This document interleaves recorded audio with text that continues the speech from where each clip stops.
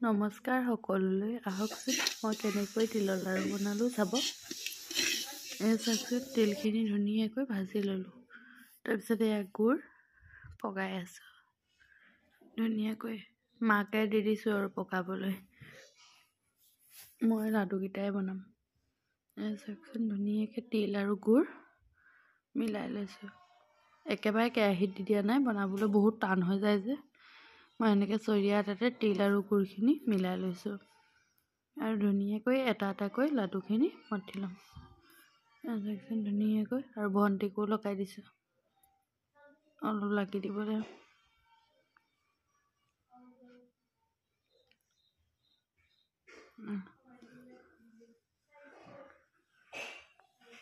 ধুনীয়াকৈ লাডুখিনি এটা এটাকৈ বনাই লৈ